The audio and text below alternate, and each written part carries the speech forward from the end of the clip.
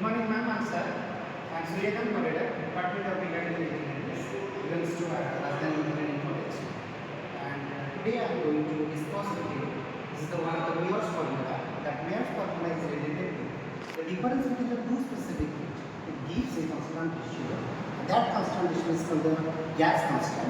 And basically, I am going to here discuss about that is called one of the relations that is CP, and basically we know the relation that formula is Cp minus Cp is equal to I.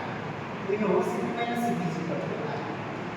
Why is the Cp is called specific heat at constant pressure? Cp is the specific heat at constant volume and equal to gas.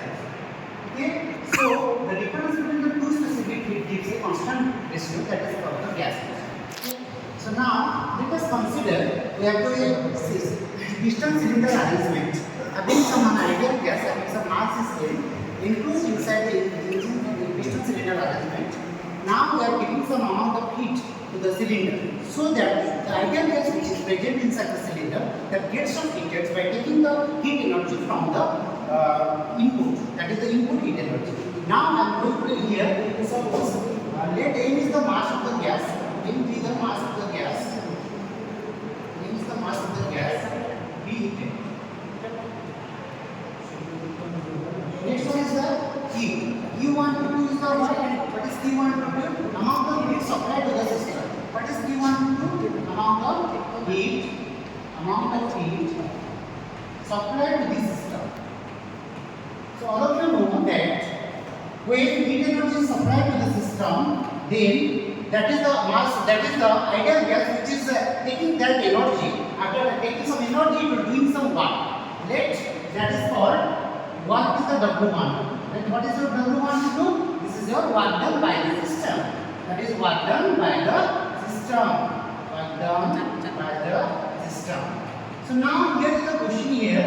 That is when we are giving some amount of heat to the system, then converted some of the energy into work done or useful work, and remaining part of the energy is stored inside the system with the form of internal energy. That is called delta U. Delta U is a what? Change in internal energy.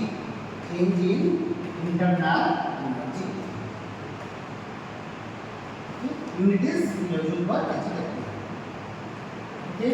So next one is, we know according to the first law of thermodynamics, when some amount of heat is supplied to the system, then that is equal to the sum of the work done plus change in internal energy. So we can write according to first law of thermodynamics, that is energy neither created nor destroyed. Here the first energy input energy is Q1, Q12, and that is called the, which is equal to the algebraic sum of the delta U plus W12. You can write here Q12 is equal to W12 plus delta U or delta U plus W12.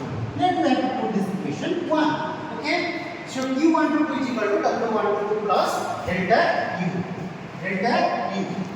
Okay. The next one is that here let us we can say Q12 is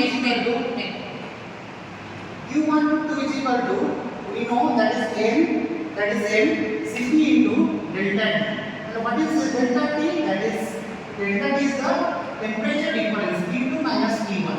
What is T1? T1 is the initial temperature, T2 is the final temperature, Cp is the specific at constant pressure, A is the mass of the ideal gas. That is what we have to take this. Okay.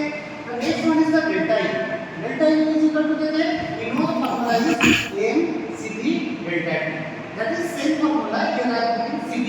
Cp is the specific heat at constant volume. Okay. So now is that W12. W12 what is called W12? W12 is the work done by the system. So we know work done by the system is equal to that is, since the gas is heated at constant pressure, the volume will be changes V1 to V2. So we can write P into V2 minus V1. Now we can write V2 V1 into V1.